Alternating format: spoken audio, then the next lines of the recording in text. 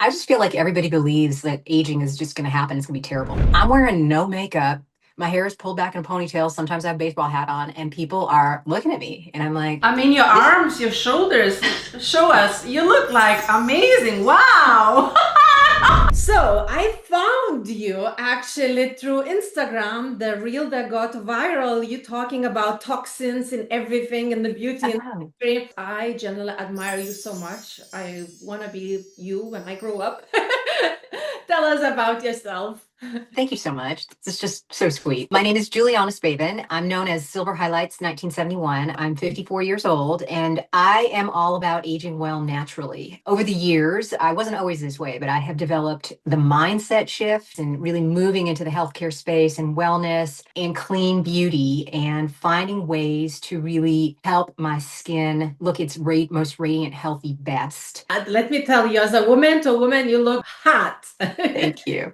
I want to look the most vibrant, radiant version of me. So that's what I'm all about. I think that one of the biggest things you can do is start to shift your mindset. There is so much negativity out there about aging and that it's going to suck and that you're going to be old and frail. But there is another story that maybe gets less attention that I am focused on. And it is that aging can be this vibrant journey into the very best version of yourself as you grow older. There are so many examples of women that I follow on Instagram that are in their 70s and they're just kicking ass. They're gorgeous. They're strong. They lift weights. They're just incredible. And they're so inspiring to me. And so that's my motivation because I'm like, I'm chasing that. I'm choosing to believe that I can age well naturally. You can really do so much to help your body be the very best version of itself so that you then feel and look your absolute best. Yes, So, yes. The best advice is always learn from someone ahead of you. Anything, mhm. business, money, relationship, beauty. I was always like admiring women like Christy Brinkley, like Suzanne Summers. I mean, And right, then, in my mind, it's not like, oh, she's genetically lucky. I'm like, she can do that. I can do this. right. And it's just, I'm like, if it's proof, if somebody's out there and that they've done it, that means that's a possibility that's open and available to me. So I need to just do the work and tap into that. So, what does it mean to you aging well naturally? We could talk about this for hours, is nutrition. Right. I know you're so big on nutrition, but I talk about this all the time because I'm like, listen, if your diet is, it consists of Coke and Cheetos, like there's no way your skin's gonna look good. There's just no way. It's just game over. You need to be eating like in accordance with what your body needs to thrive. You need to be giving your body sunlight. You need to be giving it walks in nature. I'm telling you, it's like you cannot build a beautiful house with crappy supplies. And that's exactly what you're doing when you're ingesting processed foods and toxic chemicals. Anyway, nutrition, sleep optimization. You're nothing without sleep. We all know that. Like, Yeah. you have to go one day without sleep to recognize how humbling it is when you don't have sleep, right? And movement. So important to move your body because your body wants to move naturally. And I know someone's going to jump in and say, oh, but my back hurts or this hurts. And I'm like, yes, but slow, gentle movement every day consistently will get you back to where your body wants to be. And eventually you'll be able to move again if you believe it and if you do it right. What is like two ingredients that you really know that are bad for women to this that disrupts their hormones, especially? Phthalates and parabens. It cripples your immune system.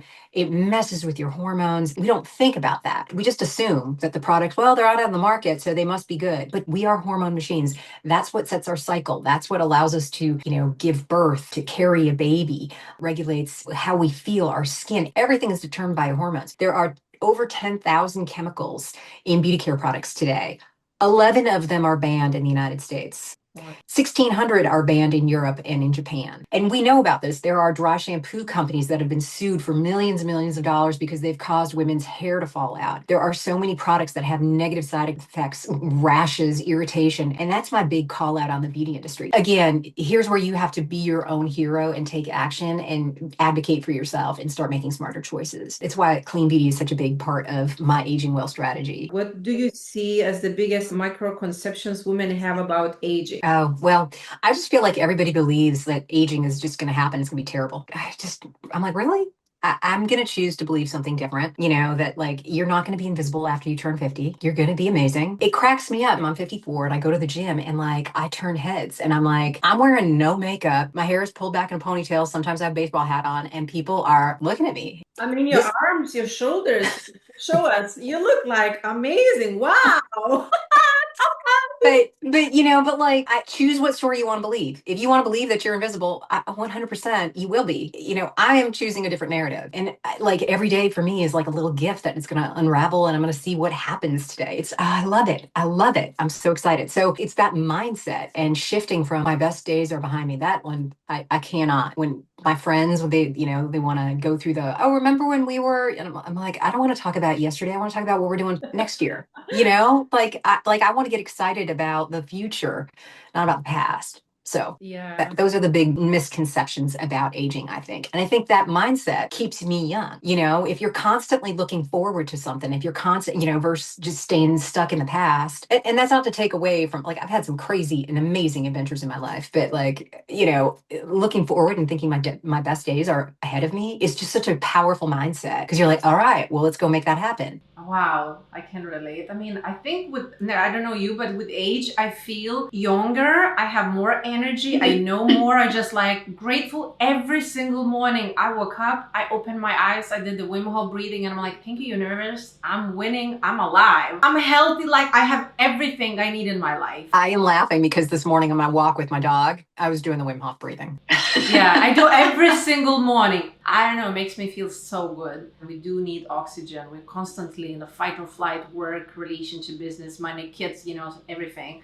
Like we need to actually really take time, at least 5 minutes a day, deep breathing. It's so good. Let's talk about nutrition a little bit. You are very open about prioritizing protein, collagen, and whole foods. Why do you think nutrition is such a powerful level for how we look and feel midlife? I don't think people realize like how much our food has changed in the last 60, 70 years. My mom and my husband's mom, my mother-in-law, when they were growing up, there was raw milk in the stores with probiotics in it and, bread that went bad in 2 or 3 days. You bought it at a bakery. You knew where the meat came from. You knew the butcher. That's where you got things from. We have industrialized our food complex in the United States, and everything now comes in nice, neat little packages. We kind of just assume that it's healthy because the label says it's healthy. And then you turn around the back of the box or the package and you start reading the ingredients and you can't pronounce 80 to 90% of those things. You don't know what they are. And the fact that they get away with calling that food to me is just, it like enrages me. So, when I was going through my 40s and started having perimenopausal symptoms, and I mean, it was bad. I had brain fog. I was irritable all the time. I was snapping at my kids and my husband.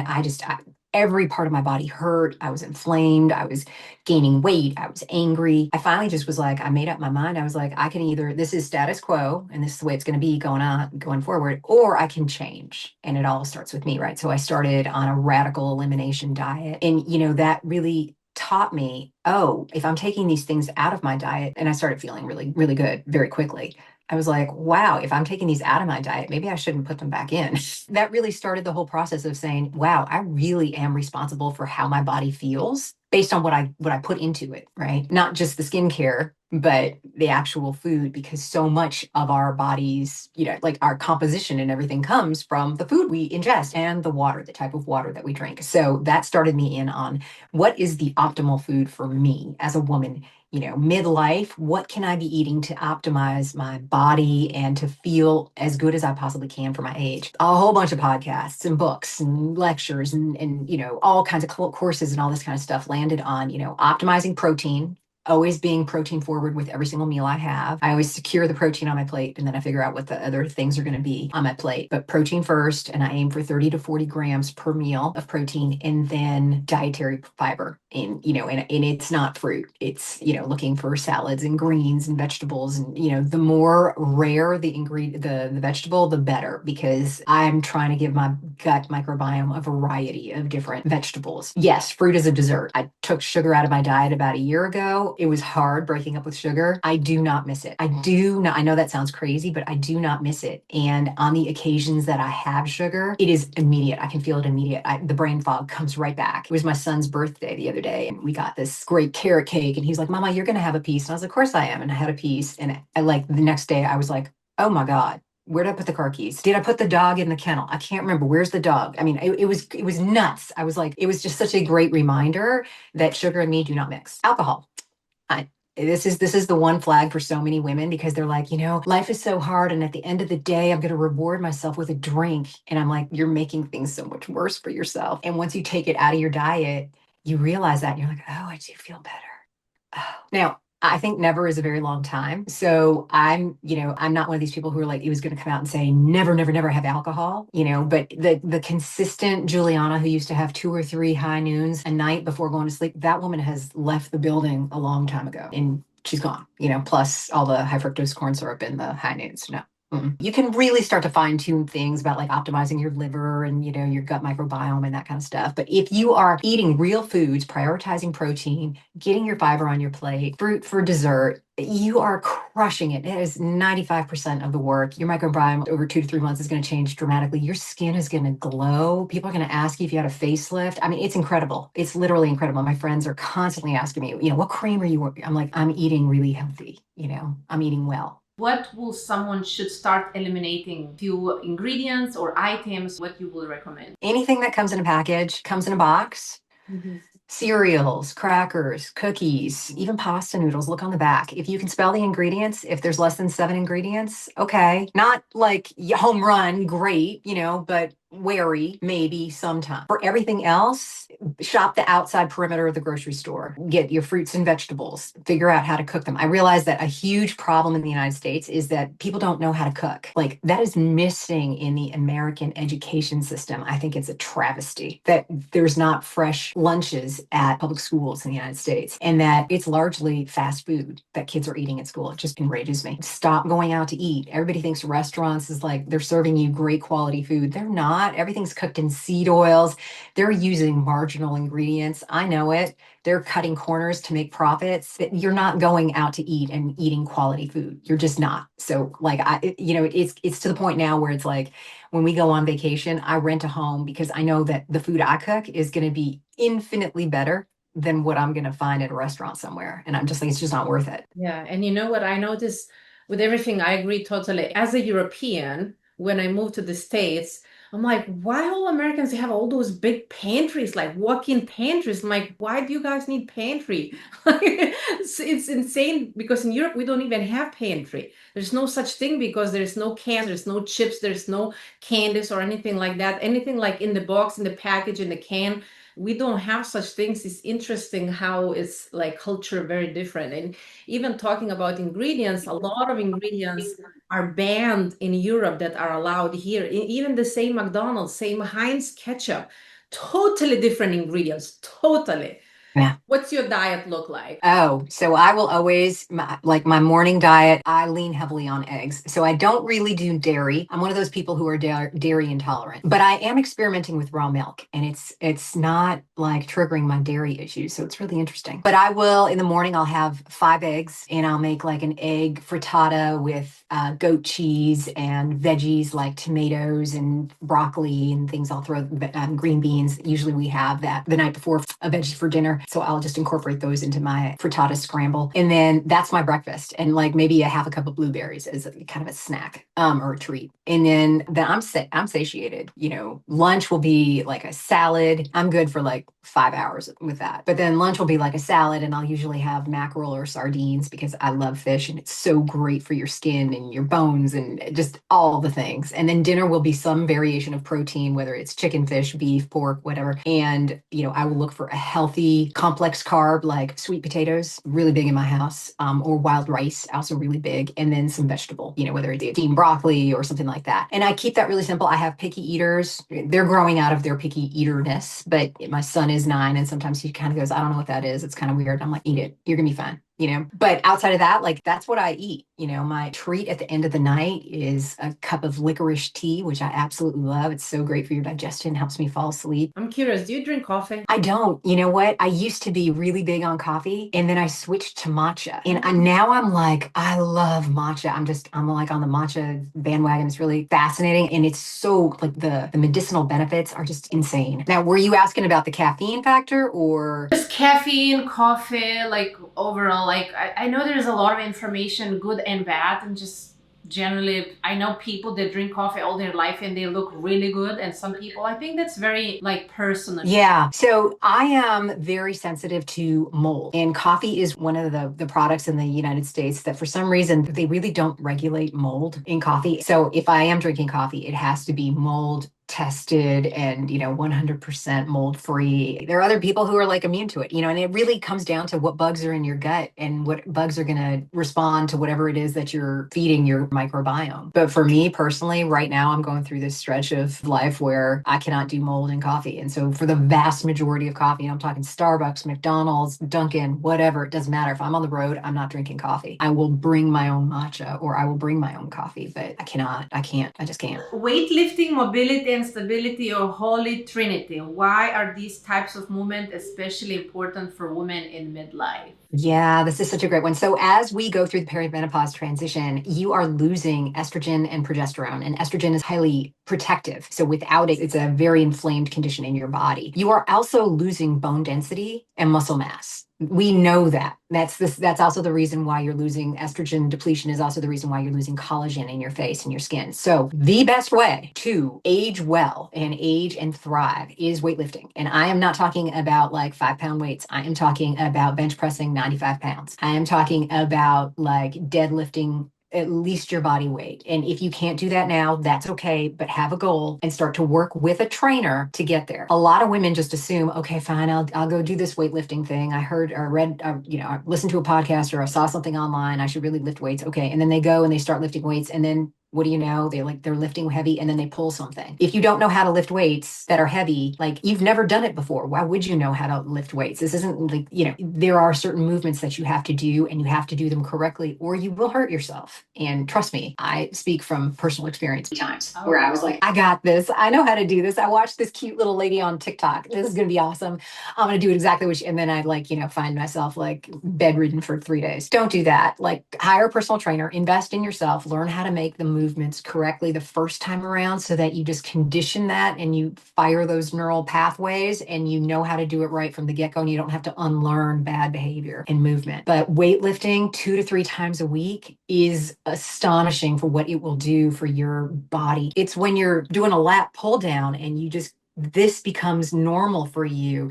You suddenly stand upright, shift, everything changes with your, like weightlifting it's so important, especially as you go through perimenopause, because the best way to stop that muscle and bone loss decline is to counter it with weightlifting. That's how you build muscle. That's how you build your bones back. The other two, mobility and stability. Nobody wants the woman who, in her 70s, is accidentally, walking into her house, misses a step and breaks her hip. But that is all too common. Like this is statistically proven after the age of 65. The best way to counter that is weightlifting and mobility and stability work. So whether you're, in small things, you don't have to carve out 45 minutes of your day to do stability work. While you're brushing your teeth, stand on one foot, challenge yourself in the shower, not on slippery tiles, but challenge yourself to balance, to, really kind of work your body so that you're building stability, that you're building mobility. Take a mobility class. There's so many of them on TikTok and Instagram that you can find, and they don't cost that much money.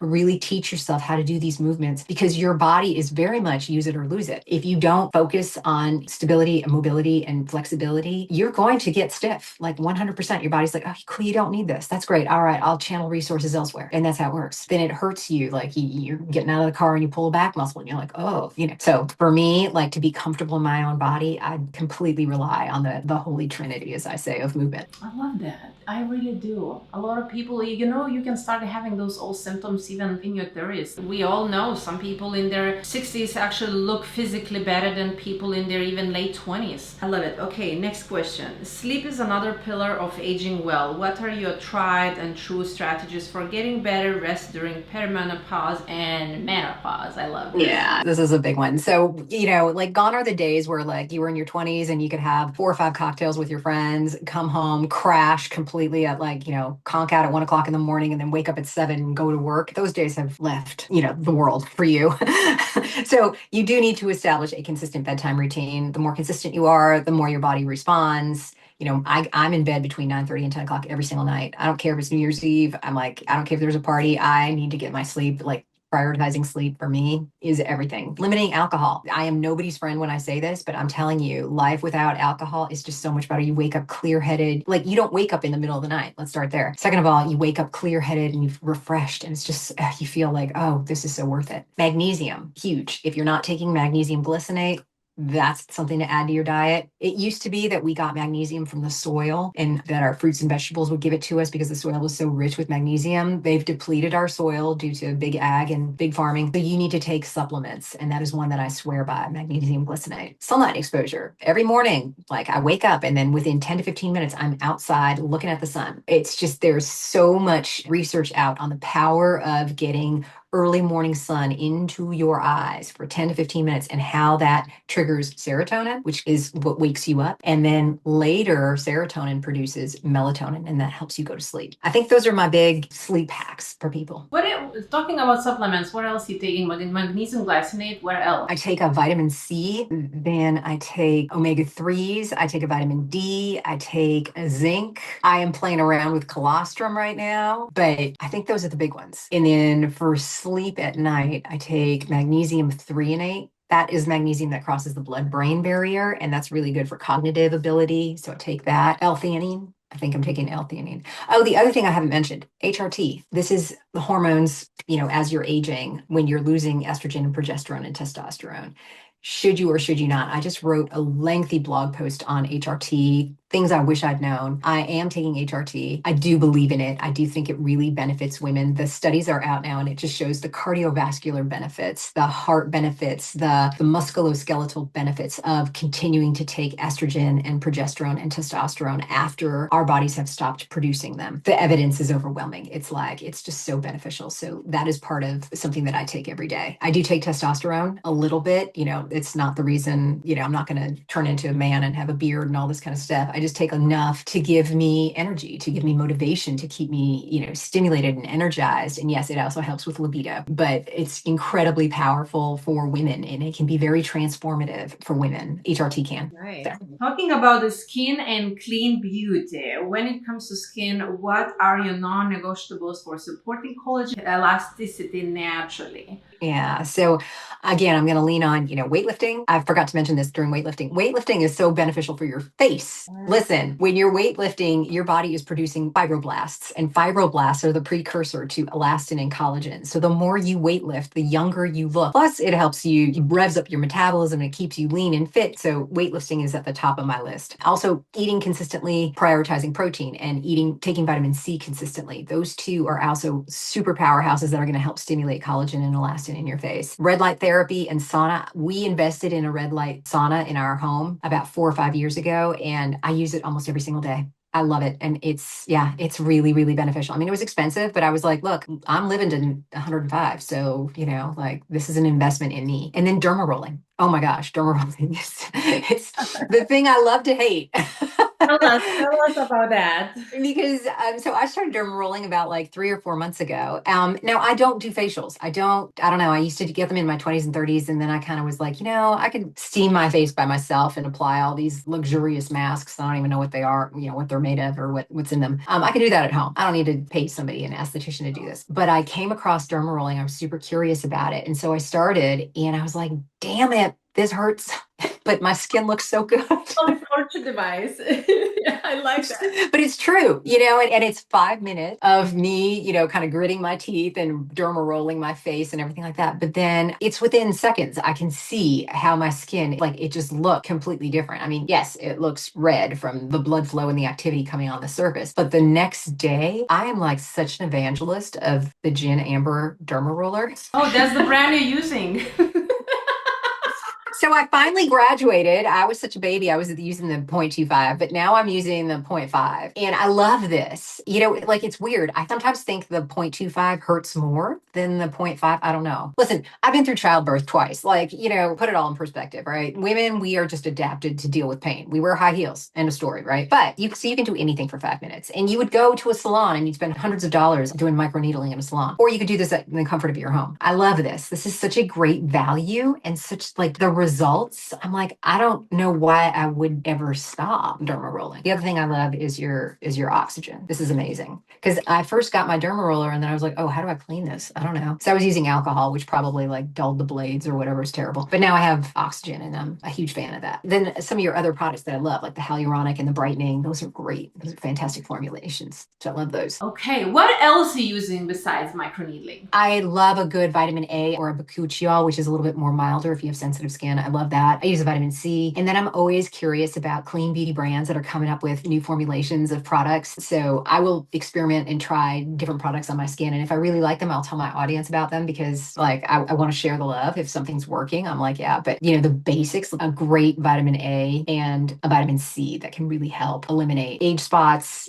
dark circles, all that kind of stuff. Hyperpigmentation and melasma, that's vitamin C. And then a retinol to help you just with the lift and overall kind of making your skin look more youthful. I'm curious, why are you not using tretinoin? I think it's part of the retinol family and just the side effects of retinol. They're so abrasive and they're so irritating. And there's also BHT in retinol. So I don't know if it's in tretinoin, but that's enough for me to be like, listen, I'm just going to go the natural route and take vitamin A, which is much, much safer for your skin. It doesn't react, particularly to people who have sensitive skin. Yeah, I do. I mean, 80% of populations, we do have sensitive or sensitized skin. It's just insane. Why? Why? I think, again, it goes to the gut microbiome. It's all connected. And then on top of that, we slather like retin A every single day, tretinoin, like acid and everything. It's just like thins the skin. Like I personally can't use, doesn't matter how toxic it is, it just thins my skin. Yeah. I'm burned and irritated next day for the next like few days. And I'm like, I just personally can't. Oh, and I forgot. The other thing I use is sunscreen every day. Doesn't matter what, like, in the winter, it's snowing or rainy outside, whatever. I don't care. I do not start my day without SPF 50. That's true. What's your evening skincare routine? Tell us. How does it look like on average?